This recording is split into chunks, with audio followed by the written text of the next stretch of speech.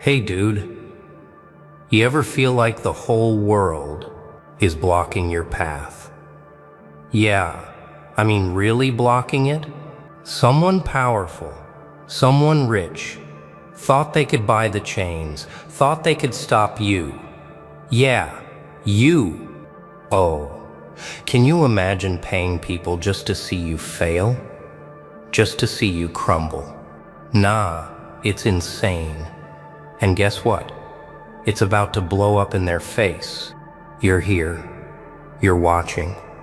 And that's exactly why this story hits hard, because you understand what it means to rise when the world underestimates you. When the so-called powerful think they can control your path. Yeah, they're about to see reality bite back. Now, pay attention. Because by the end of this video, you're going to see everything exposed. Every secret, every plan, every move that tried to hold you down, fall apart. You're going to feel it in your chest, in your bones, in your fire. So stay with me. Comment below your thoughts. Share how you rise above the fake, the liars, the manipulators. Because this story isn't just about him, it's about you, your strength, your patience, your unstoppable mind. Power is not given, it is stolen, and some try to steal it from you. You thought the path was yours, clear, open, smooth, every step measured, every move calculated. Yeah, they thought they could stop you. Oh wow. The audacity of some men, a wealthy man, a man who measures everything in coins and influence. He didn't just stumble across his fear of you. No, he paid others to block your way. Paid them to dig trenches, to whisper lies, to create walls you couldn't see. Walls made of shadows and hesitation. And they tried. They really tried. But here's the thing about truth. It doesn't need an army. It doesn't beg for attention. It simply waits quietly, patiently, until the moment it screams. And now, that man is trembling. Every plan he made, every hand he shook, every hidden corner where he thought he was untouchable, is cracking. His empire of control is exposed. Oh wow, exposed. Every ally he bought, every trust he betrayed, every smile he faked in public, it's turning into dust right before his eyes. Do you see it? The desperation in his movements, the sudden sharpness in his voice, the tiny betrayals from the people he counted on to keep you down. That's the sound of reality creeping into a life built on false security. Yeah, it's almost poetic. The more he tried to block you, the more he revealed himself. Every move, every payment, every hidden whisper. It was like a thread being pulled from a frayed rope. And now the rope is snapping. You see, the universe doesn't forget the intentions of men. Actions echo. Every attempt to corrupt, to manipulate, to suffocate someone's rise, returns. And it returns with interest. Nah, this isn't luck. This isn't a coincidence. This is the natural consequence of human error. And your patience, your silence, your refusal to bend is the blade slicing through his armor. You didn't need to fight him directly. You didn't need to scream.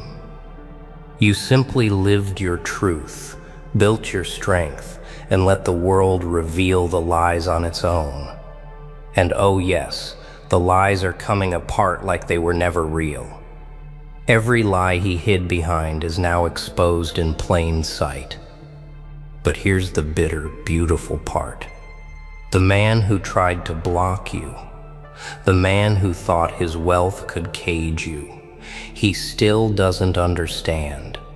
He still doesn't see the force he stirred in you. He still doesn't know how quickly the truth can dismantle a kingdom built on fear. And that's when the real unraveling begins. The darkness you hide in will always find a mirror. And sometimes that mirror smiles. What happens when the man who hid in shadows finds his own darkness reflected back at him? Oh, it's not pretty. Not even close.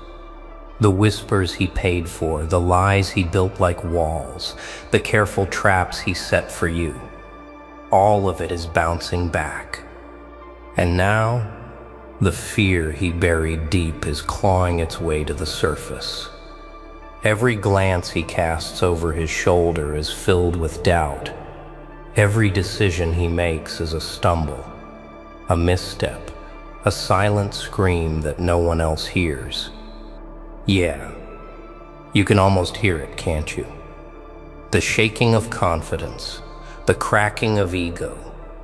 He thought he could manipulate the world, but he forgot one simple truth. The world doesn't bend to wealth alone. The world listens to truth. It notices integrity. And the moment he tried to block you, to stop your rise, he unknowingly started a chain reaction that he can't stop. Now, his allies hesitate. His friends falter. Even the people who once bowed to his influence are quietly stepping back, unsure, watching. Nah, this isn't revenge. Not yet. This is an observation. This is patience. This is life showing its natural balance. You didn't need to chase him. You didn't need to scream in anger or lash out. You moved with quiet precision. You built what mattered. You stayed true to your path. And now he's the one exposed.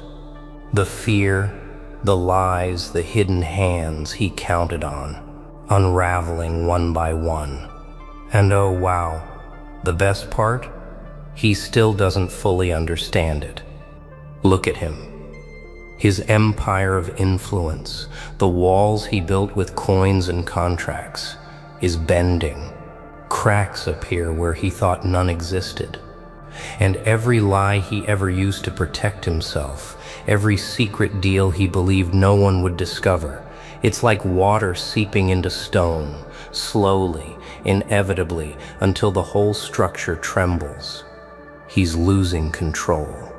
And the world is watching him unravel. The bitter irony? He thought hiding would make him untouchable. But hiding only delayed the mirror from showing its truth. And the reflection is merciless. It doesn't care about money. It doesn't care about power. It only cares about what is real, what is honest, what is right. And your rise, your strength, it's the lens that exposes him. Every empire built on fear will eventually crumble under its own weight, and he is about to learn that the hard way. And now that he's exposed, what happens when every hidden scheme he relied on starts collapsing at once? Oh wow, it's chaos, dressed in silence. The contracts he thought would shield him, the promises he believed were unbreakable, the people he paid to twist reality in his favor, all of it is unraveling like a rope burning at both ends. Every step he takes is met with hesitation. Every plan he lays is met with doubt. And yeah, the world notices. Everyone notices. The ones who stayed quiet, the ones who watched from the sidelines, they see it. The mask is off. The emperor has no clothes. Nah, this is not luck. This is the consequence. Every effort he made to block you, to slow you, to stop the truth from rising, Every small act of control he exercised in secret, it's coming undone. And the speed is staggering. One by one, his hidden moves fail. Oh wow. The people he trusted, the networks he manipulated, they falter without warning. Friends who counted on favors suddenly disappear. Enemies he didn't know existed slip through cracks he thought were secure. The world he built is shaking, and the ground beneath him is tilting faster than he can run. Yeah, he's learning, but too late. He can scramble, but he cannot rewrite what is unfolding. The walls he spent years constructing crumble under the weight of exposure. Every whispered lie, every silent payment, every deceit he believed would protect him, it is exposed, raw, undeniable. And the sound of it is intoxicating. Not for you, for him. The tension, the realization, the panic, it's loud, it's harsh, it's inescapable. And yet, the irony cuts deepest of all. He wanted control, dominance, power over the path you walked.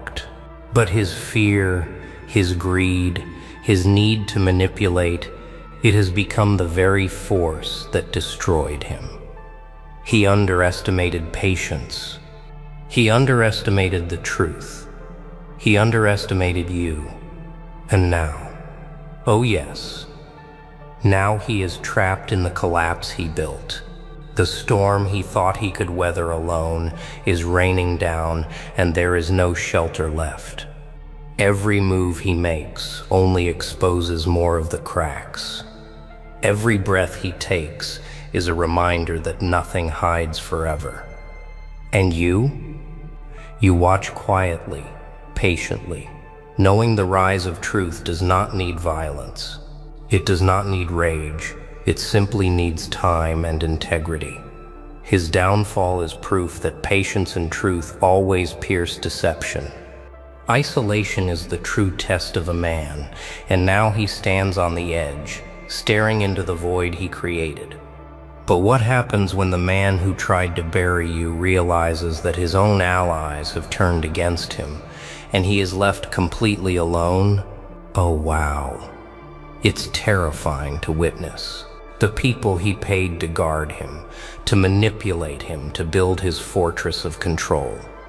One by one, they vanish. Each alliance dissolves like smoke in the wind. No contracts, no favors, no hidden promises can hold them now. And the fear he sowed for you, it has returned to him multiplied. Yeah, he thought loyalty could be bought. He thought fear could be traded like coins. Nah, reality doesn't bend to greed. It doesn't bow to money or threats. The moment he is stripped of the crowd that cheered for him, the moment the false security evaporates, he feels it. That raw, naked vulnerability. His walls crumble faster than he ever imagined. Every decision becomes heavier. Every movement is more desperate. Every glance over his shoulder is a reminder that no one is left to catch him. Oh, and the irony bites deep. He spent years orchestrating obstacles, paying others to block your way, counting on fear and secrecy to protect him. And yet, when the tables turn, when truth rises like a tide, he cannot stop. He is powerless. His empire of influence becomes a cage. His allies, gone. His plans, exposed. Every hidden whisper, every manipulation, every lie he relied on, they have all betrayed him in the harshest silence imaginable. And now, he's not just exposed. He's collapsing under the weight of his own schemes. Panic flickers across his face in moments too fleeting to hide. Sweat beads, hands shake. His voice, once commanding, falters when he speaks. Oh wow. You can almost taste the fear radiating off him. Every ally who abandoned him, every secret that surfaced, every truth he tried to bury. It's a chain reaction, and the chain is snapping around him, tightening, suffocating, unstoppable in its course. Yeah, you see the lesson here, don't you? Strength isn't built on the fear of others. Power isn't measured by money, influence, or manipulation. True strength comes from patience, from integrity, from walking a path that cannot be blocked. And he, the man who tried to cage you, is learning that too late. His isolation is proof. His collapse is the demonstration. And yet, he has one last move, one desperate attempt, one final chance to resist the truth. Truth has a way of finding everyone, even the ones who thought they were untouchable. But what happens when the last mask falls, and the man who tried to block you finally faces the consequences of everything he tried to hide? Oh wow, the air is heavy with tension. Every move he makes now is frantic, sharp, desperate. The walls he built with fear, lies, and money have vanished. Every person who followed him out of obligation, out of greed, gone. He stands alone in the ruins of his own making, and the world watches, unblinking, as the empire he controlled so tightly begins to disintegrate before his eyes. Yeah. And this is what happens when truth doesn't negotiate, when integrity doesn't bend, when patience doesn't falter. He cannot bribe reality. He cannot manipulate the unfolding of justice. Every attempt to rewrite what is happening only digs the hole deeper. Oh, wow. The irony is delicious in its cruelty. The man who thought he could cage others with wealth and influence is now caged by the very designs he orchestrated. Nah, it's not vengeance. Not yours. It's clarity. It's the natural course of cause and effect. He built a house of deceit, and it collapsed from the weight of the truth. Every lie he whispered, every hand he tried to guide secretly, every shadow he thought would hide him, it has returned to him, amplified. His world is falling apart in slow motion, each moment sharper than the last, each crack louder than any warning he ever ignored. Oh, and the desperation is almost visible, raw and unrefined, every breath shaky, every glance frantic. He searches for allies, for control, for a way to regain the ground he has lost, but there is nothing left. His path is gone, his influence evaporated, and the fear he wielded so recklessly turned inward. It consumes him, it isolates him. It shows the cost of trying to suppress the rise of another, the cost of underestimating integrity, patience, and quiet strength. And you walk forward, not with malice, not with hatred, not with any intention but clarity. Your path is unblocked because you remain true, because your strength was not measured in fear, in control, or in the manipulation of others. It was measured in patience, in action, in the commitment to rise without breaking or betraying. And as he crumbles, as his schemes collapse, as his influence dissolves, the world sees it all. The lesson is sharp, brutal, unforgettable. Truth always finds a way. Patience always pierces deception. And the man who tried to block you will remember this moment for the rest of his life, staring at the ruin of what he once controlled. And there it is, the truth laid bare. The man who tried to block you, exposed, falling apart right before your eyes. Oh, wow. Can you feel it? The satisfaction, the lesson, the proof that patience, truth, and relentless strength always win. Yeah. Take a moment. Breathe it in, because this is your victory too. Every time someone doubts you, every trap they set, every whisper against you, this moment proves you rise above it all. Remember this. The world will always throw obstacles, some rich, some powerful, some hiding in shadows, but nothing can stop someone who stays true, who stays patient, who fights with integrity like you. So here's my tribute to you, the warriors watching, the ones grinding quietly, the ones who never settle, the ones who keep climbing no matter what. Leave a comment below, share your rise, show the world your power. And don't forget, subscribe, hit the bell, stay tuned, because the next time the world tries to block you, you'll already know how to rise, how to expose, how to win. Remember, they can try, they can scheme, they can fall, but you keep moving. Unstoppable in truth, unstoppable in strength, unstoppable in spirit. Hello, genius. You think the world plays fair? Nah, it doesn't. It chews you up, spits you out, and then laughs at your pain. Crazy, right? But here's the truth. Every scar on your body, every crack in your soul, every sleepless night screaming into the dark, it all meant something. You weren't broken. No, you were reforged. Sharper, harder, untouchable. And guess what? The same eyes that doubted you, the same mouths that cursed you, will one day bow to the monster you became. So, are you ready? Ready to turn their betrayal into your blade, their hate into your crown, their silence into your storm. They're talking about you. Always.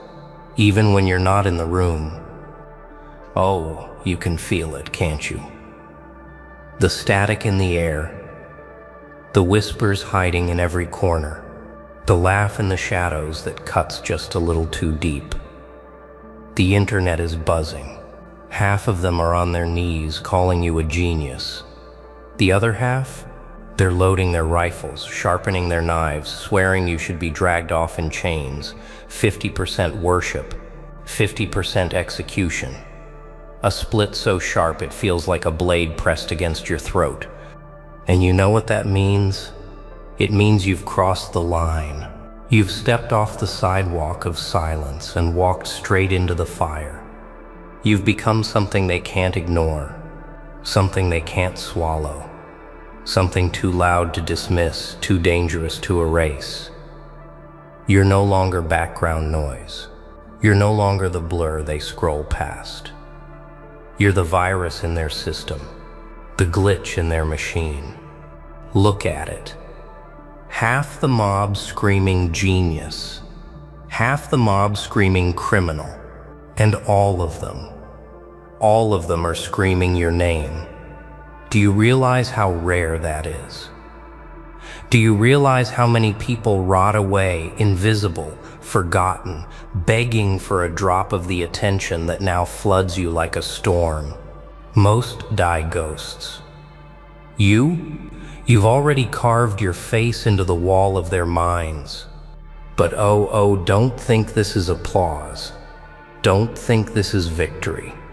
Because attention cuts both ways. The spotlight burns as much as it shines. The same crowd that raises you up will cheer the loudest when you fall. That's the game. That's the price. And you you're already inside the arena. So here's the real question, the one dripping with blood and truth. Are you ready for the circus? When the circus starts choosing sides, love and hate are the same coin. Only indifference is bankruptcy. Oh yeah, let that sink in. They think they're hurting you with their outrage, their venom, their little hashtags sprayed across the digital walls. They think their anger is a weapon. They think their love is a blessing. But in truth, both sides are your empire. Both sides are feeding you. Every comment, every argument, every heated debate about your name, it's all fuel. It's all proof that you've made yourself impossible to ignore. You see, indifference is the real death sentence. Silence is the coffin. Being forgotten is the ultimate erasure. And you're not forgotten. Not for a second. You've hacked into their minds, hardwired yourself into their conversations.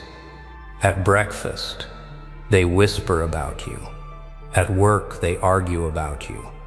Late at night, they scroll, and your shadow is still there. Half of them want to crown you. Half of them want to crucify you. But none of them can let you go. That is power. Controversy is currency. And you're rich. Oh, so rich. Because controversy spreads faster than truth. It spreads faster than genius, faster than justice. The internet doesn't care about facts. It cares about flames. And you've become the fire. Every insult against you amplifies your name. Every word of praise chains their loyalty to your myth. Both sides, enemy and ally, are unknowingly building your legend. But don't be naive, this isn't free. Attention is unstable. It's gasoline. One spark too many, and they'll try to burn you alive. One wrong move, and the mob becomes an army. That's the tax, the cost of walking into this storm. You wanted the spotlight? Well, here it is. Blinding, burning, unforgiving. So here we are, face to face with the only question that matters. Are you willing to pay the tax of fire? You wanted the spotlight. Now look at the heat. Oh, don't pretend you didn't. Don't stand there blinking, acting like you stumbled into this storm by accident. You wanted this. You craved this. The attention, the noise, the chaos. You wanted the world to look up, to stop scrolling, to freeze for a second and choke on your name. Well, congratulations, you got it. And with it comes the fire. The heat of 1,000 eyes staring, dissecting, judging. This isn't applause. This isn't a standing ovation. This is trial by fire. And you're on the stage, flames licking your skin. Every breath heavy with smoke. 50% call you genius. 50% scream for chains. That balance, it isn't fragile. It's a razor's edge. And you're standing barefoot on it? Here's the ugly truth. The same people chanting your brilliance will be the first to spit when you slip. Their loyalty is a mirage. They love the idea of you. They love the myth. But you, the human, the flawed, the vulnerable, no. They don't care about that. The crowd doesn't love the performer. The crowd loves the performance. And the moment you falter, the moment you hesitate, the moment you blink, they'll crucify you with the same hands that built your pedestal. So what does that mean? It means you cannot afford weakness. Not once, Not ever. You can't break. You can't beg. You can't explain yourself to people who feed on your destruction. Weakness is the only unforgivable crime in this theater. Everything else, genius, madness, brilliance, chaos, they'll tolerate. They'll debate. But weakness? That's blood in the water. And the sharks are always hungry. So genius or criminal, hero or villain, loved or hated, none of it matters if you can't stand the fire. Because here, in this arena, the rules are simple. Only the ones who refuse to burn get to rise. But wait, what if the words themselves, genius and criminal, don't mean anything at all? They only build cages for things they can't control. Wow, that's it, isn't it? That's the truth dripping like venom between their teeth. Think about it. Why do they call you a genius? Why do they call you a criminal? Why do they spend hours hammering out paragraphs, posting, ranting, building digital monuments of praise and hate in your name? It's because they can't classify you. You're too slippery, too unpredictable. And the human mind? Oh, it hates what it can't control. So it does what it's always done. It builds cages. Words become those cages. Genius, criminal, villain, visionary. They're not compliments. They're not insults. They're chains. Attempts to trap you in a single definition, something they can package, label, and dismiss. Because if they can reduce you to one word, they can reduce their fear. But here's the twist. Neither side is right. Neither side knows you. They only know what you provoke in them. To some, you spark awe. To others, you spark rage. But both reactions come from the same root. Their inability to own you. Your chaos to their order. Your thunder in their quiet skies. You're the one thing that won't sit still, won't behave, won't bow to their expectations. And that, oh, that drives them insane. The internet isn't divided on whether you're genius or criminal. The internet is divided on how to process the fact that you refuse to fit in their neat little box. And deep down, that's what terrifies them. Not your mind, not your actions, but your refusal to be predictable. Predictable can be ignored. Predictable can be tamed. But unpredictable, that's dangerous. That's alive. That's a threat. So let them build their cages. Let them hammer their labels into stone. Because you slip right through the bars. You bend the words until they snap. And every time they try to trap you, you grow larger, sharper, untouchable. But here's the blade that cuts even deeper. Maybe the real trial isn't out there at all. Maybe the true courtroom is inside your own head. The loudest jury you'll ever face lives inside your skull. Oh yes. Forget the mob for a moment. Forget the hashtags, the comments, the fake applause, the digital venom. The real war isn't out there. It's in here, inside, in that restless mind of yours. Because when the screens go dark, when the noise fades, when it's just you, who do you believe? Do you buy the worship? Do you let it inflate you until you're floating on their fragile praise? Dangerous. Very dangerous. Because the higher they lift you, the harder they'll laugh when you fall? Or do you choke on the hate, let it bury you, convince yourself that maybe, just maybe, they're right, that you deserve the chains, that you deserve silence? That's worse. Because if you believe them, They've won without even touching you. This is the courtroom inside your head. The jury never sleeps. The voices never shut up. One whispers genius, another spits criminal, another screams fraud. And if you listen too closely, you'll drown.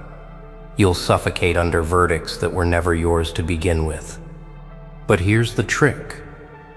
The verdict isn't theirs to give. Not the crowd, not the mob, not even that little voice gnawing at the corners of your mind. The verdict is yours, always yours. You get to decide whether the applause means nothing, whether the hatred means nothing. You get to decide if their chains can touch you or if you walk right through them. Because if you let their cheers build you, you're a puppet. If you let their rage break you, you're a victim. But if you stare into that mirror and treat both love and hate as hollow echoes, meaningless background noise, then you're untouchable, free, and freedom. Oh, freedom is the one thing they cannot forgive. Because if you no longer crave their approval, if you no longer fear their disapproval, then you've slipped out of their grasp. You've broken their game.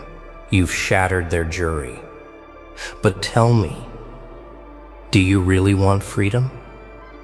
Or do you secretly still crave their sweet, poisoned approval? They dangle their love like candy. Poisoned candy. Oh, here it comes. The sweetest trap of all. Approval, validation, the golden applause. You feel it, don't you? That rush in your chest when they clap, when they cheer, when they write your name with fire emojis and crown emojis and words like brilliant, visionary, genius. Wow. It feels intoxicating, like oxygen, like life itself. But here's the problem. Approval is a leash. A velvet leash, yes. Soft and shining, but a leash all the same. The moment you crave it, you're owned. They can starve you of it. They can withhold it. They can tear it from your mouth and watch you crawl back, desperate for one more bite. That's how lions become pets. That's how kings become clowns. Because the drip of validation is a drug. And oh, they know it. They know how to hook you, how to reel you in. One day you're basking in applause. The next day you're desperate, checking the numbers, scrolling the comments, begging for scraps. They have you. They own you. Not because they love you, but because you need their love. But genius? Real genius doesn't starve when the applause fades. Real genius doesn't beg for candy. Real genius feeds on resistance, on rejection, on being called a fraud, on being called a monster. Real genius chews on the venom, swallows it whole, and spits out fire. That's why the crowd is divided. Because deep down, they know they don't own you. They know you can survive without their handouts, and that makes you dangerous. Oh yes. Maybe that's the real reason half of them want to see you arrested, caged, erased. Because you won't dance for their applause. Because you won't beg. Because their poisoned candy doesn't work on you. But wait. What if just maybe their accusations are true? What if you are the monster they say you are? What if they're right? What if you deserve the chains? Oh, that's the whisper, isn't it? The one that keeps you awake when the world goes silent. When the screens fade to black and the roar of the crowd collapses into nothing but your breathing. That's when it hits. That's when the doubt creeps in like smoke through a crack in the door. What if they're right? What if I am the villain they paint me to be? What if I am dangerous? The thought slithers into your chest and sits there, heavy, poisonous. Because it's not the mob that scares you the most. It's the reflection. That damn mirror. That glass surface that doesn't blink, doesn't lie, stares back at you with eyes you can't escape. And sometimes the reflection smirks. Sometimes it whispers back, yes, you are the monster. And oh, how that burns. Because monsters aren't loved. Monsters aren't safe. Monsters aren't accepted. Monsters are feared, exiled, hunted. But here's the twist that changes everything. The greatest disruptors in history, all of them were called monsters. All of them were painted as criminals, villains, threats to the order.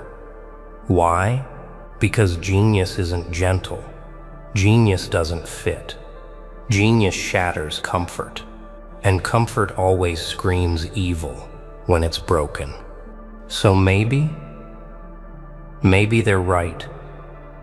Maybe you are a monster. Maybe you're everything they fear. But maybe, just maybe, that's the point. Because the monster doesn't bow. The monster doesn't beg. The monster doesn't wait for permission to exist. The monster takes. The monster creates. The monster rewrites the script that everyone else was too afraid to touch. So ask yourself this: what matters more? Being innocent in their eyes or being free in your own? The world sees what it wants. You see what you must. Eyes. Everywhere. Endless eyes. Watching, judging, tracking every move you make, like predators in the dark. Half of them stare at you with awe, wide and trembling, whispering genius. The other half glare with venom, their pupils sharp as knives, muttering criminal. Two armies, two visions, both blinded by their own need to define you. But none of them matter, compared to the only pair of eyes that never look away. Yours. That's the war. Not the headlines. Not the hashtags. Not the circus of divided mobs tearing each other apart over your name. The war is between what they see and what you see.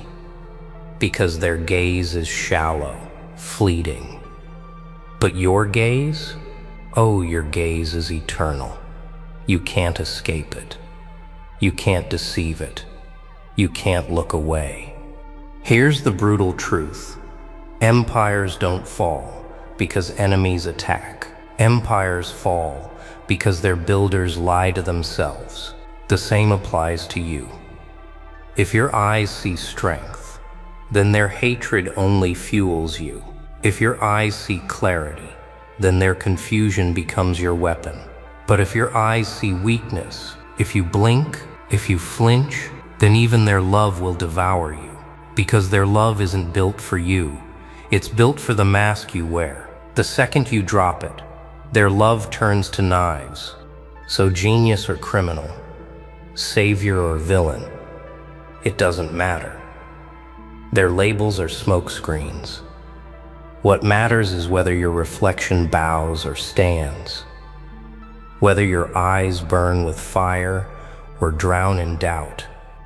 And here's the question that gnaws at the edges of your mind.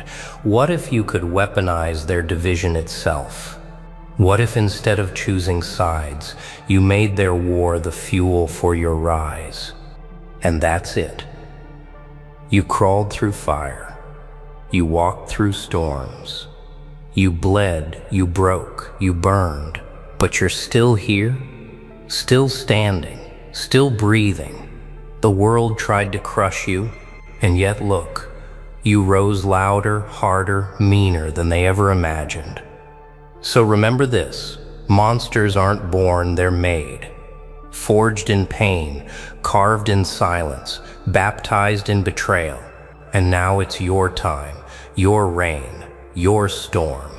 So walk out there with that grin, with that fire, with that hunger, and remind them all you were never weak, never finished, never gone.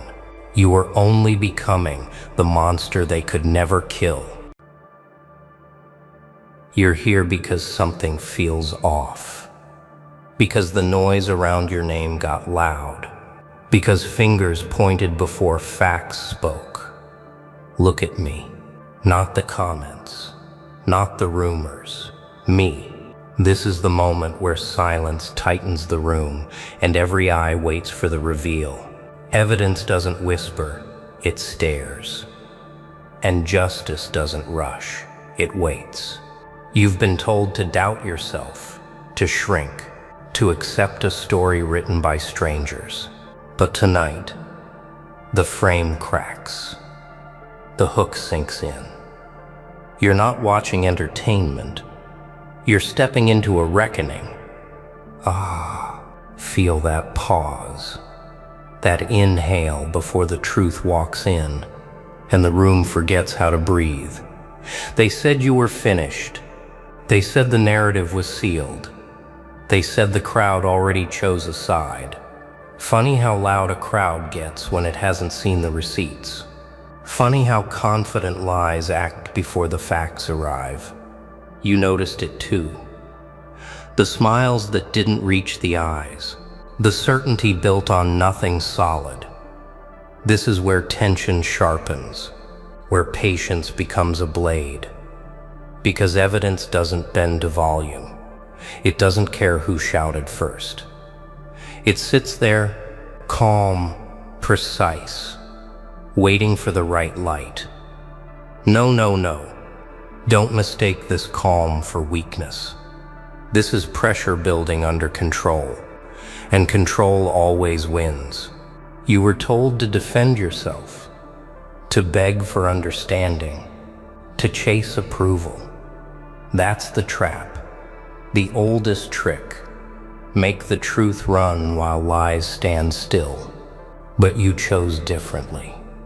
You collected, you documented, you waited. Every timestamp, every contradiction, every loose thread. You didn't scream. You didn't flinch. You watched the story they told fold in on itself, slowly, painfully. This isn't about revenge. This is about alignment. When facts line up, they form a mirror. And people hate mirrors. They reveal the paint, the cracks, the masks. Masks are comfortable until they start slipping in public. Listen carefully. This isn't motivation wrapped in comfort. This is motivation wrapped in clarity. The kind that doesn't hug you. The kind that stands you up and points forward. Justice being in your favor doesn't mean applause. It means accountability.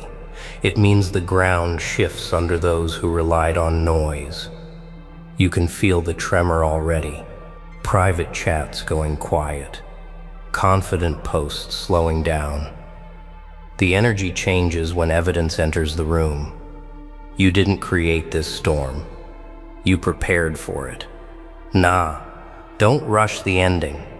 Let the process speak. Let patience do the heavy work.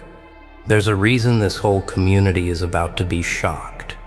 Not because of drama, because of contrast. Because of certainty built on assumptions collapses when faced with records. Because people forget how fragile their confidence is when it's borrowed. You stayed disciplined while others performed. You stayed focused while others fed the crowd. Now the spotlight isn't on you. It's on the facts, on the timeline, on the choices. Watch how fast opinions turn when the floor drops out. Oh, it's not loud anymore, is it? That's the sound of recalculation. So sit with this feeling. The tight chest, the clear mind, the steady hands. This is the introduction, not the verdict.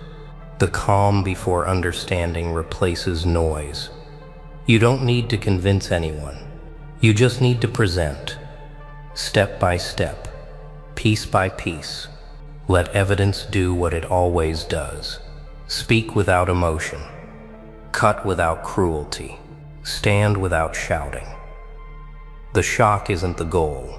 The truth is, and when it lands clean. Stay with me. The next part doesn't raise its voice. It lowers the lights. Now the room gets smaller. Not because people leave, because excuses do. This is where the lights narrow and every detail matters. You don't rush this part. You don't decorate it. You lay things out exactly as they happened. Clean, ordered, unemotional. Dates, actions, reactions, cause and effect. Evidence has weight, and when you stack it properly, the floor starts to feel different under everyone's feet. This is the sound of confidence returning to its rightful owner. Notice how quiet it gets when specifics arrive. Vague claims can shout forever. Details cannot. They demand attention. They demand honesty. One piece alone might be ignored. Two might be questioned. But a sequence, a pattern, that's when denial starts sweating. You're not arguing. You're presenting reality. And reality doesn't argue back.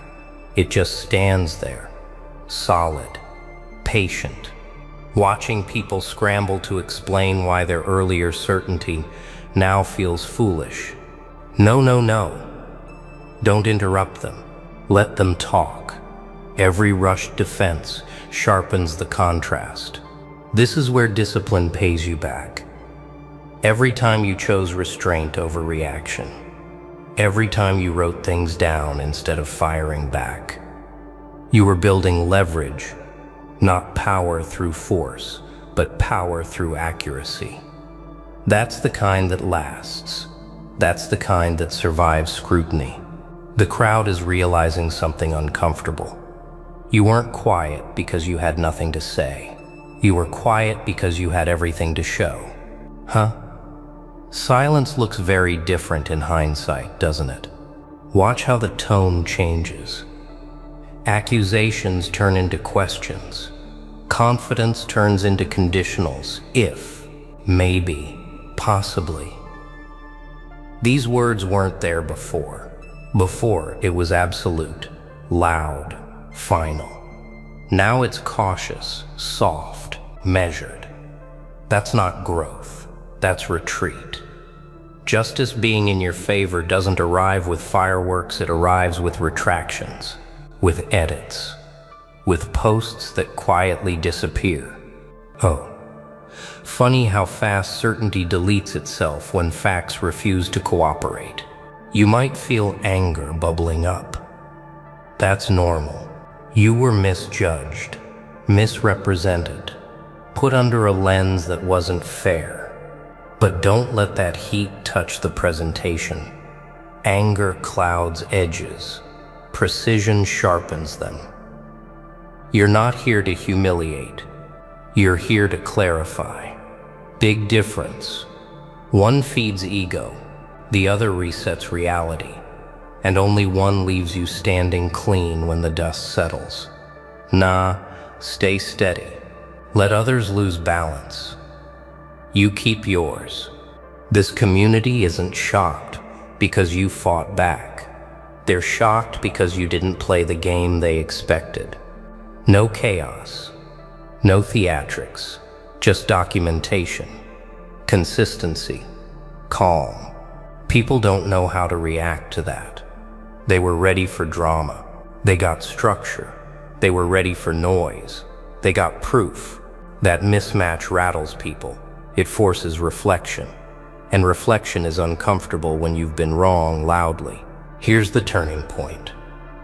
This is where observers become witnesses. Where neutral eyes start connecting dots on their own. That's when momentum shifts. Not because you demanded belief, because belief became the only logical option left. Evidence doesn't recruit supporters. It converts skeptics. One by one, quietly, relentlessly. Awe. Feel that weight lifting. Not relief. Alignment. The feeling of standing where facts and integrity overlap. Remember this moment. Not for pride, for calibration. This is how you move forward in every conflict. You don't rush to speak. You don't chase validation. You build your case before you ever step into the light. Most people perform first and prepare later. You reversed it. That's why the ending favors you. Not luck, not timing, method. Stay with me. Because what comes next isn't celebration. It's understanding how to walk out of this without carrying bitterness. How to let justice land without becoming hardened. How to use this clarity as fuel, not poison. The story doesn't end when you're proven right. It begins when you decide what kind of strength you carry after. And that's where part 3 steps in. Now comes the quiet test. Not from others, from yourself. When the noise fades and the truth settles, you're left alone with what you've learned. This is where many people slip. They mistake being right for being finished. But being right is just clearance, not direction. You don't walk out swinging, you walk out aware. Aware of how fast crowds move. Aware of how slow facts travel. Aware of how easily confidence can detach from reality. This awareness isn't heavy. It's grounding. You could replay everything.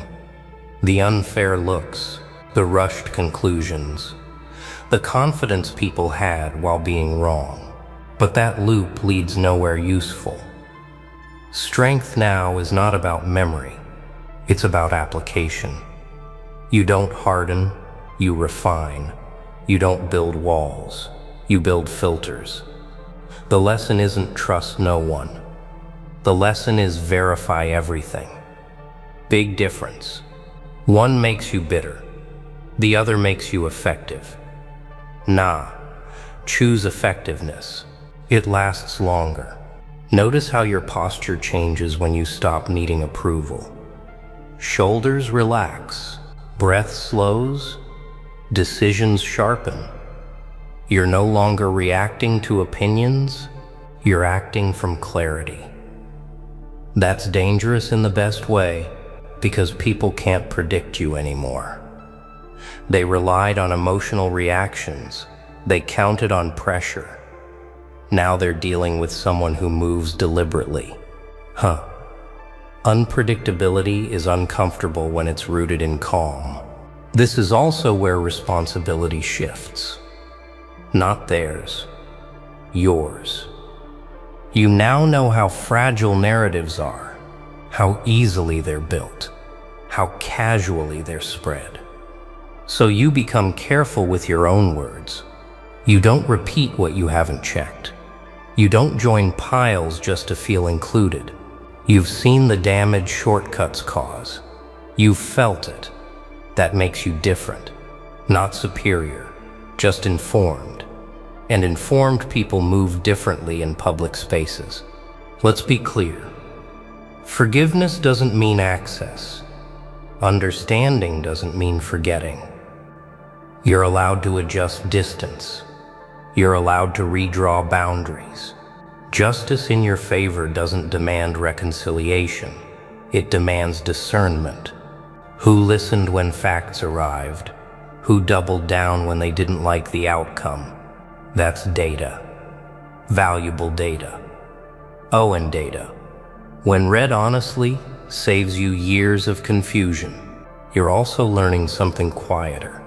Patience isn't passive. It's strategic. You waited not because you were afraid, but because timing matters. You didn't unload everything at once. You let patterns emerge naturally. That skill doesn't disappear after this moment. You carry it forward. into decisions, into leadership, into every space where pressure tries to rush you. No, no, no. You don't rush anymore. You've outgrown that reflex. The community will move on. They always do. Another story, another target, another wave. But you won't be the same person watching it happen. You'll recognize the signs early. The certainty without substance, the confidence without proof. And instead of getting pulled in, you'll step back. You'll ask better questions. You'll wait. That's not detachment. That's mastery of attention. And attention, once disciplined, becomes a powerful resource. This isn't about becoming cold. It's about becoming precise. Warmth with boundaries, calm with standards. You can be fair without being naive. You can be open without being careless. That balance is rare because it's earned the hard way. Through pressure, through misjudgment, through standing still while the room rushed past you. That balance feels steady because it's real. So take a moment, not to celebrate, to integrate. Let this experience rewire how you respond to chaos. Let it teach you when to speak and when to document, when to step forward and when to wait. This is how you turn justice into growth instead of baggage. The story doesn't define you. The method does. And now you have one that works. This is where you step back into motion. Not hurried, not reactive. Intentional. The kind of movement that doesn't announce itself. You don't need to explain what you learned. Your decisions will explain it for you. People will notice the shift without being able to name it. The way you pause before responding. The way you choose where to place your energy. That's not caution. That's command. Calm focus looks different after pressure refines it. You no longer chase clarity from outside voices. You build it internally. When confusion tries to creep in, you return to process. Facts first, patterns second, emotion last. This order keeps you grounded when environments try to tilt you. It's not about being detached. It's about being selective. You've seen what happens when attention is given too freely. Now you invest it. And investments demand returns. Wasted energy doesn't interest you anymore. Watch how people respond when they can't rush you. Some will try harder, louder, faster. Others will retreat. That reaction tells you everything you need to know. Urgency without substance is a signal. So is patience paired with listening. You don't judge it publicly. You note it privately. This is how awareness turns into strategy. Once you see patterns, they stop being surprising. There's also a new standard you carry. For yourself, for others. You don't accept shortcuts anymore. Not in explanations. Not in accountability. Not in effort. You've seen the cost of cutting corners. It doesn't just damage outcomes. It damages trust. So you move with consistency, even when no one is watching. Especially then. Integrity is quiet, but it echoes longer than noise ever could. This part isn't flashy. Growth rarely is. It's built in repetition. In small choices made correctly over time, you respond instead of react. You verify instead of assume. You step back instead of jump in. Each decision reinforces the next. Momentum doesn't come from force. It comes from alignment. and alignment keeps you stable when situations shift unexpectedly. You might notice something else: fewer arguments, fewer explanations, fewer defenses. Not because you're avoiding engagement, but because you're choosing it carefully. You don't need to win every exchange. You only need to move forward with clarity, intact. No. Winning debates is easy. Protecting focus is harder, and focus is far more valuable. This is how justice actually benefits you. Not as a trophy, as training. You've been sharpened without being hardened, grounded without being rigid. You understand now that truth doesn't need to be loud to be effective. It needs to be accurate, consistent, timed. That understanding will outlast this moment. It becomes part of how you operate. So as the echoes fade and attention drifts elsewhere, you keep moving, not to prove anything, to build something. Something stable, something clean, something that doesn't collapse under scrutiny. There's confidence in that path. Quiet confidence. The kind that doesn't ask for permission. It simply continues. Bro, you just walked home, and boom, everything shifted. Shadows curled, air got heavier. What? You weren't even trying. Nah, like literally, just existing. And suddenly the walls whispered, something's gone. Oh wow, the infestation that had been choking the room vanished. Silence cracked so loud it felt alive. You didn't fight with swords.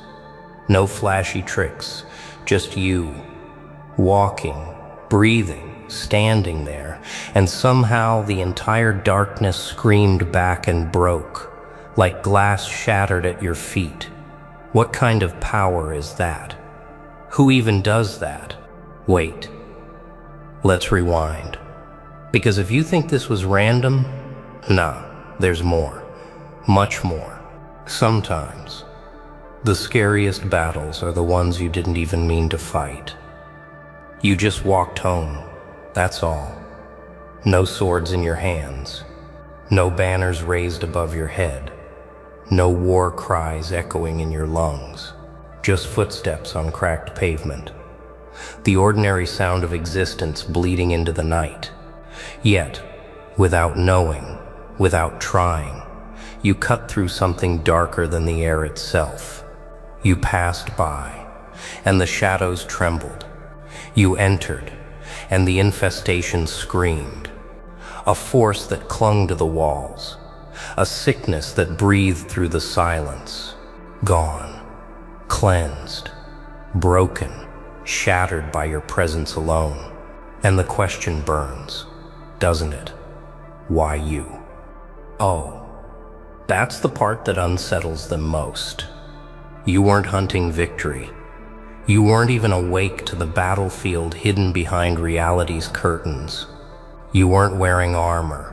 You weren't chanting names. You weren't wielding weapons. You just walked, step after step, breathing in, breathing out, and something unnatural fled from you, as though you carried fire in your chest. You didn't, but you did. Paradox, contradiction, irony, call it what you want. That infestation of whispers, of crawling hunger, of unseen parasites, it recoiled. And here's the truth.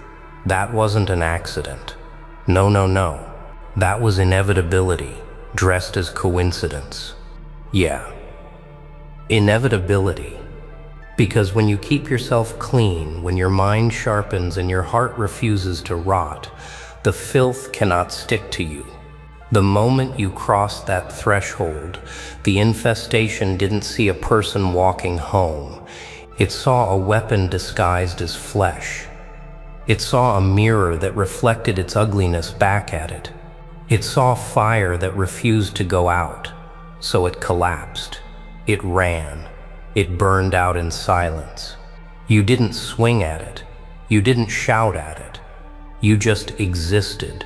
And existence alone, when purified, becomes a demolition hammer to corruption. Oh, wow. Imagine that. A world where the strongest cleansing flame doesn't come from rituals or weapons, but from integrity walking casually through the door. The infestation wasn't screaming because you attacked it. It was screaming because you revealed it. Darkness thrives on blindness. But when you walked in, you didn't just arrive, you exposed. Exposure is annihilation to corruption. That's why you scare them. That's why shadows whisper about you. That's why infestations collapse when your footsteps hit the floorboards. They cannot survive proximity to a being who doesn't bend to their seduction. You've been tempered by restraint, sharpened by silence, reinforced by discipline. You weren't aware of it at that moment, but you've been built brick by brick into something uninviting to darkness. You are the storm disguised as still air. The abyss that refuses to swallow you finds itself swallowed instead. Nah, you didn't just accidentally cleanse. That word accident is what weak minds cling to when they don't want to admit inevitability. You think you stumbled, but what you did was strike. Your very presence was the strike, because you've become the kind of person who doesn't need to announce war. War dies in your orbit before you even notice it was there. That's not luck, that's evolution. But here's where it twists. If you carry that power unknowingly, if you can cleanse infestations without aiming, then imagine what happens when you choose to aim. If mere footsteps erase shadows, then what will your deliberate strike unleash? Ask yourself, what happens when you stop walking blind and start walking awake? If your silence can break them, imagine what your roar would do. Because if your unintentional presence collapses infestations, then your intentional presence becomes the apocalypse. They can't outrun. That's the part they don't want you to figure out. That's the terror under their skin, the panic they bury deep. You're already dangerous without knowing it. You cleanse rooms by accident. You fracture infestations by simply existing. But when awareness fuses with action, when you stop moving unconsciously and start moving deliberately, that's when shadows stop whispering and start begging. Think about it. You walked home and never aimed, never declared war, never sharpened your fists. You just walked. And yet infestation couldn't breathe near you. Oh wow, if mere accident wipes out corruption, then intention becomes annihilation. The moment you truly decide to weaponize your presence, you won't just clear infestations, you'll erase them from the memory of existence. Yeah, that's the word, erase. Because what feeds corruption is not strength, but neglect. Shadows only thrive when no one is looking. They infest corners you ignore. They nest in silence. But you are the silence that crushes. You are the gaze that exposes. And when you choose to aim that gaze, to sharpen that silence into a blade, infestations don't survive a second. That's when you stop being the passerby and start being the storm. Nah, don't misunderstand. This isn't about being loud, reckless, or wild. That's what weaklings do when they want to look powerful. True power isn't a scream. It's a whisper that unmakes screams. You've proven that already, without knowing it. You've been walking with discipline stitched into your bones, restraint woven into your bloodstream, clarity circling your mind like iron. That's why infestations collapse. Not because you yelled louder, but because you refuse to rot like them. Your strength isn't noise, it's weight, and weight crushes parasites effortlessly. Oh, and here's the brutal truth. Infestations know this better than you. They saw it before you did. They felt it before you could. That's why they flinched when you entered. That's why the crawling sickness shattered under your casual walk. They know what you are, even while you pretend you're just ordinary. They know your steps carry storms. They know your breath is a warning. They know your silence is not emptiness, but command. And what's the worst nightmare of corruption? Awareness. Because once you become aware of what you carry, you don't just stumble into cleansing infestations, you hunt them, you track them, you suffocate them, until the very thought of infesting a place becomes laughable. Awareness turns accident into strategy, and strategy turns presence into a weapon so sharp that shadows would rather retreat than test it. Now think carefully. If you can cleanse a place without lifting a finger, what happens when you decide to lift a hand? If you can fracture darkness without aiming, what happens when you aim? You become the storm they cannot contain. You become the fire that does not burn out. You become the law written into the walls of existence. Corruption cannot stay here. That's not arrogance. That's inevitability. You've proven it once, without trying. The next step is proving it again, deliberately. But listen, this is where most fall apart. They discover their strength, and instead of sharpening it, they waste it. They brag, they boast, they show off, and in doing so, they turn their storm into a drizzle. Don't be them. Never be them. The infestation didn't collapse because you shouted at it. It collapsed because you carried weight it could not handle. Never trade weight for noise. Never trade presence for performance. Hold your silence like a weapon. Carry your restraint like a crown. That's where your true fire is. Because here's the lesson written in that night you walked home. Cleansing doesn't come from intention alone.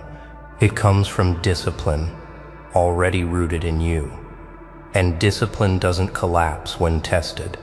It grows sharper, stronger, more unbreakable. You think that walk home was an accident? No, it was proof. Proof that you've already been reforged into something that infestations can't touch. Proof that you've already been built to stand where others collapse. Oh yeah. And that proof is only the beginning. Because once you realize the weight you carry, you'll stop asking why me and start declaring try me. You'll stop stumbling into infestations and start hunting them. You'll stop walking unaware and start walking awake.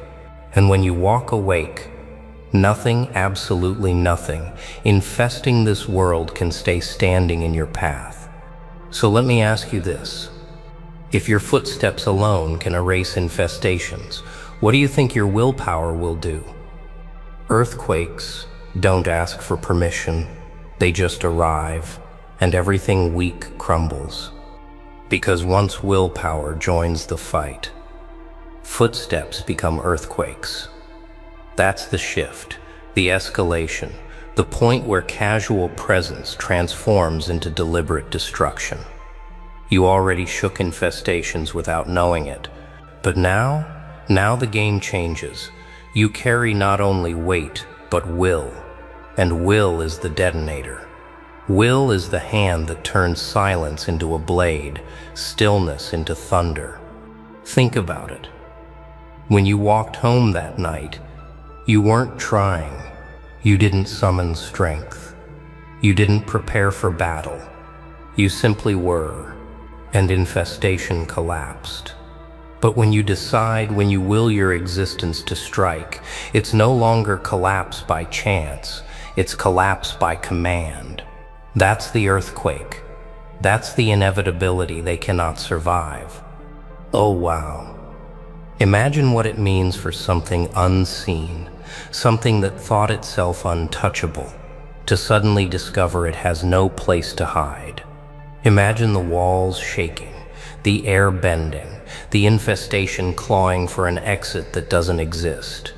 That's what your willpower does. It doesn't just resist corruption, it rips the ground out from under it.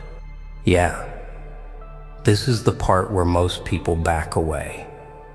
Because willpower is not easy. It's not the pretty word they paint on posters.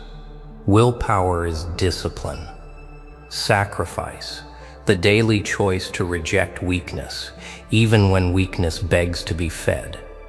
And that's why infestations hate it. Because every time you sharpen your will, you starve them. You deny them fuel, you deny them entry, and denial, repeated enough, becomes execution. Nah. Don't misunderstand. Willpower isn't about flexing in the open or parading yourself as some untouchable figure. No. Willpower is quiet, hidden, carved in silence when no one's watching. Willpower is choosing control when chaos seduces you. Willpower is refusing to rot when everything around you is decaying. And that's why footsteps backed by will hit like earthquakes. Because earthquakes don't scream, they just end things. Oh? And here's the brutal part. You don't get to half-will your way through this. Half-will is rot. Half-will is weakness dressed in excuses. You either stand unbroken, or you join the infestation. That's the razor's edge. That's the line you walk. And if you've already cleansed darkness by accident, then your responsibility is heavier now. You can't pretend anymore. You can't hide behind ignorance. The earthquake is in you, and earthquakes don't stay buried forever. Think. Every moment you sharpen that will, you amplify the quake. Every time you choose discipline over indulgence, silence over corruption, clarity over distraction, you're adding weight to your steps. You're loading the ground beneath you with inevitability. And when you finally bring that full weight down, infestations don't just fall, they vanish. Oh yeah, that's the truth. They fear not your fists, not your words, your will. Because infestations know that fists eventually tire, voices eventually break, but will doesn't fade if it's sharpened daily. Will is eternal if you guard it. That's why they try to erode it with whispers, distractions, temptations. They want to corrode your will before it matures. They want to stop the quake before it hits. But you didn't break. You didn't rot. You didn't surrender. And that's why that night, walking home, the infestation collapsed. Your will was already heavier than its existence. And once you decide to wield that weight consciously, you won't just cleanse, you'll devastate. You'll turn infestations into warnings, reminders of what happens when corruption dares to linger near you. Oh wow. Do you feel it? That trembling in your chest? That's the echo of the quake you carry. That's the sound of something bigger than coincidence. That's the promise that you are not just a passerby, you are inevitability walking upright. And inevitability doesn't negotiate. It doesn't bargain. It doesn't whisper. It ends things. So here's the real question now. If willpower makes your footsteps earthquakes, what happens when you stop walking and start striking? A step disturbs. A strike destroys. Because footsteps may shake the ground, but strikes rewrite the world. Walking carries weight. Walking shatters infestations without effort. But striking, striking turns existence upside down. That's when you stop being a silent warning and become the executioner of corruption itself. That's when the infestation doesn't just flee, it ceases to exist entirely. When you walked home, you didn't know you were cleansing. Your mere presence was enough. But striking? That's choice. That's precision. That's awareness sharpened into a blade, and choice is scarier than accident. Accident leaves them hoping maybe it won't happen again. But choice? Choice guarantees it will. Again and again, until there is nothing left to infest. Oh wow, can you picture it? The infestation crawling in the corners, thinking it has room to survive, and then you raise your will, not by accident, not by coincidence, but by deliberate strike. The air stiffens, the silence thickens, and suddenly the infestation realizes it isn't just facing footsteps, it's facing judgment. One blow of intent, one decision carved into reality, and everything fragile breaks. Yeah, here's the truth. Striking isn't about swinging wildly. Weaklings think flailing equals fighting. Nah, strike means precision. Strike means aiming at the root, not the surface. Strike means cutting into the infection itself, not the symptoms. And when you strike, you don't just chase shadows, you erase them. Oh, and here's the paradox. The most devastating strike isn't always seen. It's not about fists, not about blades, it's about choices. The choice to reject weakness, the choice to silence corruption before it grows teeth, the choice to tighten your will until infestation suffocates. Every choice is a strike, and choices repeated daily become a war that infestations cannot survive. But don't misunderstand this. Striking is responsibility. You can't swing recklessly and pretend you're cleansing. That only breeds chaos. Striking requires restraint sharper than steel.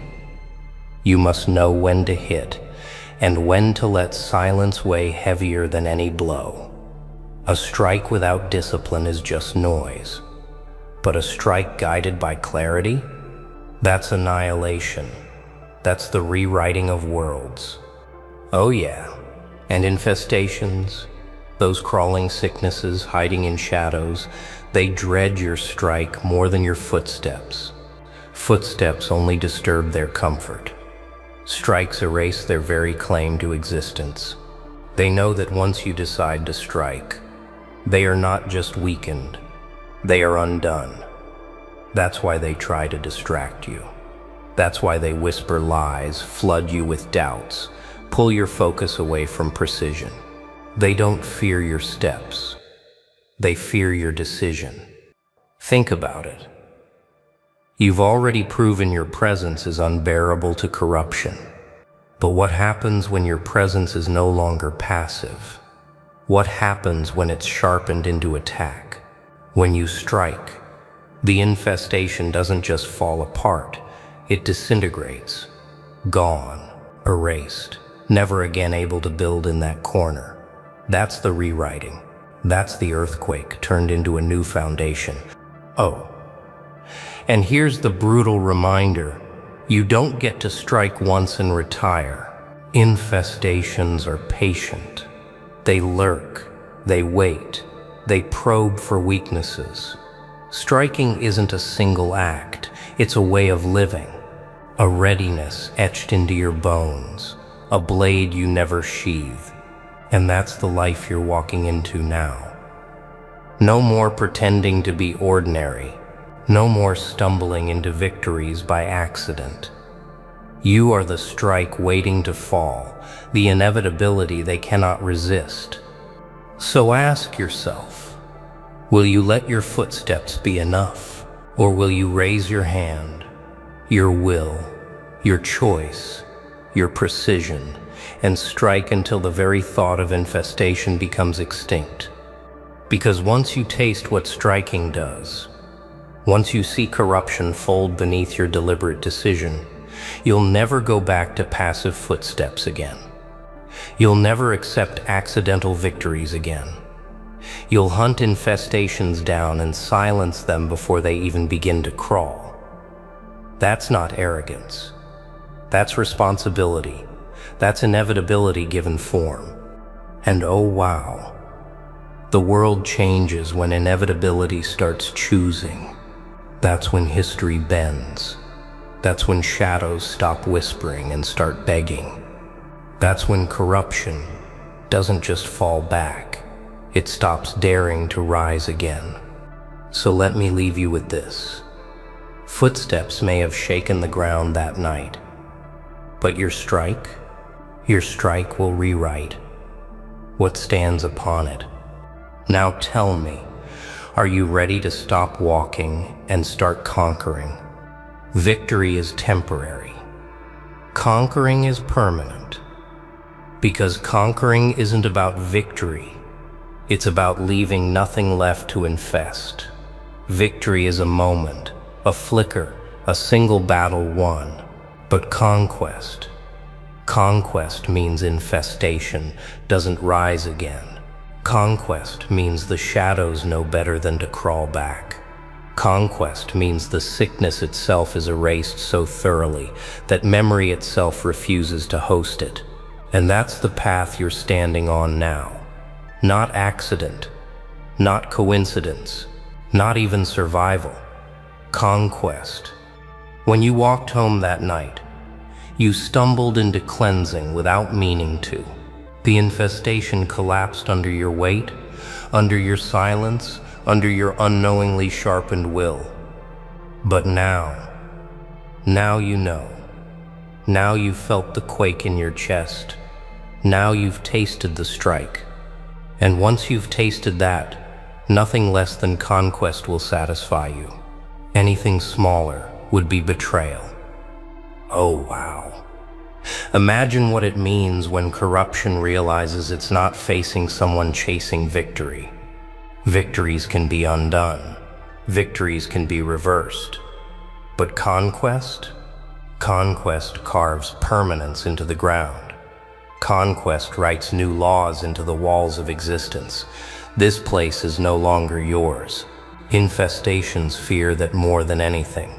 Not your fists, not your noise. They fear your permanence. They fear you becoming the one force they cannot outweight. Yeah, this is where many falter. They fight for trophies, for applause, for little sparks of recognition. Nah, that's not conquest. That's begging for scraps. Conquest doesn't need applause. Conquest doesn't need noise. Conquest is silent, heavy, undeniable. You don't celebrate after a conquest, you walk away, leaving silence behind because there's nothing left to resist you. Oh, and here's the brutal truth. Conquering isn't a single act. It's a state of being. It's discipline repeated so many times it becomes permanent armor. It's choices stacked so high they form a fortress. Infestations can never breach. Conquering means you've become the environment itself, and infestations cannot infest the very thing that crushes them. You are no longer a passerby. You are the ground they collapse upon. But don't mistake conquest for comfort. Conquest is war extended until no opposition remains. Conquest means vigilance that never sleeps. Conquest means walking awake every single day. If you slip, if you relax, if you let weakness whisper you into distraction, infestations crawl back. They always crawl back. That's why conquering is not about a single victory. It's about vigilance until corruption has nowhere left to breathe. Oh yeah. And when you carry that vigilance, when you refuse to let weakness live in your orbit, you become untouchable. Not because you are louder, not because you are crueler, but because you are relentless. Relentlessness is what conquers. Relentlessness is what infestations cannot imitate. They feed on neglect. They survive on distraction. But when you are relentless, when you starve them day after day after day, they vanish permanently. Think about it. Your footsteps cleansed, your strike rewrote, but conquest? Conquest is the final chapter. Conquest means there is nothing left to fight because the fight itself has ended. And when you conquer, you don't just erase infestations. You change the landscape forever. Places that once hosted corruption become places where corruption no longer dares to dream. That's what you carry now. The ability not just to survive infestation, not just to defeat it, but to make existence itself hostile to it. Oh. Nah, this isn't arrogance. This is responsibility. You've already proven you cleanse by accident. You've already proven you can strike when deliberate. Now the question is, will you settle for victories that fade? Or will you rise into conquest that remains? Because conquest is the true test. It demands patience sharper than any blade. It demands vigilance longer than any war. It demands that you keep walking, keep striking, keep refusing infestation until there is nothing left to refuse. That is conquest. That is permanence. That is the end they fear. And oh wow. When you step into conquest, you stop being someone who walked home and cleansed. You become the one who walks anywhere, and infestation collapses before you arrive. That's not coincidence. That's not victory. That's inevitability made permanent. So I'll leave you here, at the edge of the truth you already feel burning inside your chest. Footsteps shook the ground. Strikes rewrote the walls. But conquest? Conquest erases the very possibility of infestation. Now tell me, are you ready to be permanent? So, you thought you were just walking home, right? Just another night, another street, another silence. But nah, you didn't just walk. You cleansed. The shadows ran. The walls sighed. The air finally breathed again. And guess what? That wasn't an accident. Oh no, that was you. Every step carried a fire the darkness couldn't hold. Every breath crushed a demon that thought it owned the place. Imagine being so powerful and not even knowing it. Crazy, right? But here's the real question. If tonight you shattered one infestation without even trying, what happens the next time? When you're fully aware, what happens when you stop walking blind and start walking like you were born to break chains? Because trust me, the demons, they felt it, they heard it, and they'll remember your footsteps forever. So, walk on, Monster Slayer. And never forget, sometimes just existing is the loudest exorcism of all.